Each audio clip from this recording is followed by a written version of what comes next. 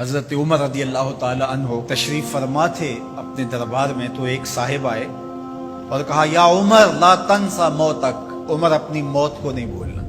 یار بھرے دربار میں کسی کو یہ بات کہی جائے تو اس کا رد عمل کیا ہوگا، لیکن حضرت عمر رضی اللہ تعالی عنہ یوں کانپنے لگے جس طرح بید کی شاخ کانپتی۔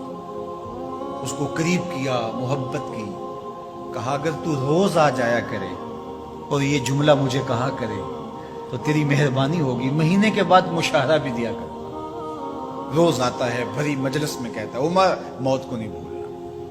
ایک دن وہ آیا، آپ نے اسے بلایا، محبت کی اور اس کو مشاہرہ دیا اور الوداع کہنا چاہا، تو اس نے کہا کہ میرے سے کوئی گستاخی ہو گئی؟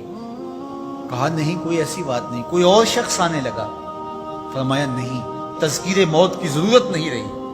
فرمایا نہیں، ایسی بھی کوئی بات نہیں۔ تو پھر مجھے چھٹی کیوں دی جا رہی ہے؟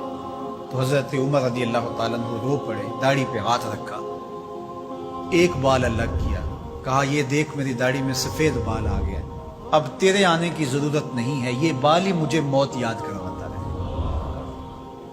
ہماری تو پوری داڑھی بھی سفید ہو جائے نا۔ میاں صاحب بولے ہڈیاں کمبن گوڈے کھڑکن تے اڑ گیا لک تیرا، ہڈیاں کمبن گوڈے کھڑکن تے اڑ گیا لک تیرا، اجے بھی بدیوں باز نہ آئیں جیو مرد دلیرا، فما اصبرہم علی النار۔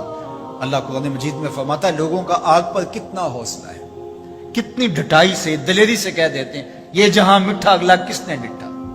جب ہم کسی کے جنازے کو کندھا دیتے تو ہم سمجھتے ہیں اسی کے جنازے کو کندھا دیا، یہ نہیں سوچتے کہ یہ وقت ہمارے اوپر بھی آنے والا ہے۔ خیر کن فلاں و غنیمت شمار عمر، زاں کے بیشتر بانگ برایت کے فلاں نمات۔ شیخ سعدی فرماتے ہیں کہ اے صاحب نیکی کر لے اور غنیمت شمار کر اس عمر کو، اس سے قبل کہ تیرے لیے بھی اعلان ہو جائے کہ فلاں بھی چلا گیا۔ پہلے تو سپیکروں میں اعلان ہوتا تھا، فیس بک پہ خبر آتی ہے فلاں بھی چلا گیا، فلاں بھی چلا گیا۔ اس سے قبل کہ یہ آواز آ جائے، یہ اعلان ہو جائے، یہ خبر مشتہر ہو جائے کہ فلاں بھی چلا گیا، تو یہ خبر آنے والی ہے، آج نہیں تو کل، کل نہیں تو پرسوں۔ تو کہا کثرت کے ساتھ موت کو یاد کرو، اس سے تمہارے دلوں کا زنگ اترے گا، تم اپنی آخرت کی طرف متوجہ ہو گئے۔ اور دوسری بات ارشاد فرمائی وَتِلَاوَةُ الْقُرْآنِ، اور قرآن مجید کی تلاوت کرو۔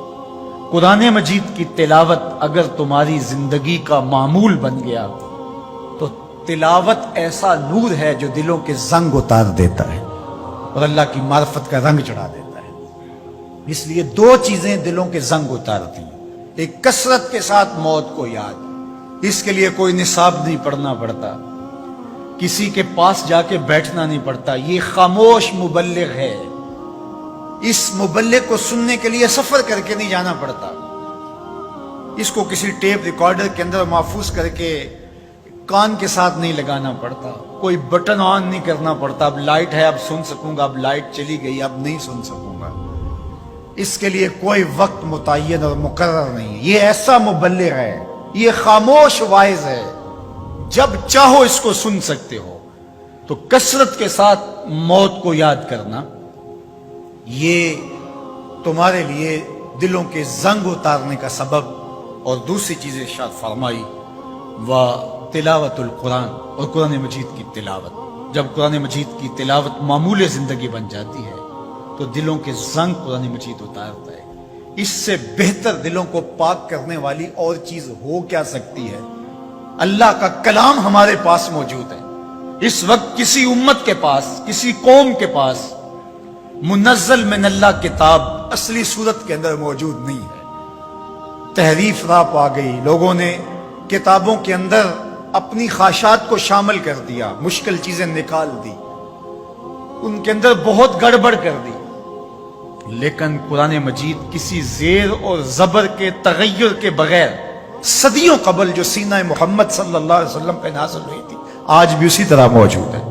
ایک زیر اور زبر کا فرق بھی نہیں ہے، یہ ایک یقین ہمارے ساتھ جڑا ہوا ہوتا ہے کہ یہ ہمارے رب کا کلام ہے، یہ ہمارے محبوب کریم کے سینہ انور پہ اترا تھا، یہ اس کتاب کا اعزاز ہے۔ تو کہا کہ اس کتاب کی کثرت کے ساتھ تلاوت کرو، تمہارے دلوں کا زنگ اتر جائے گا اور اللہ تعالیٰ جل شانہ کی معرفت کا رنگ تمہیں نصیب ہو۔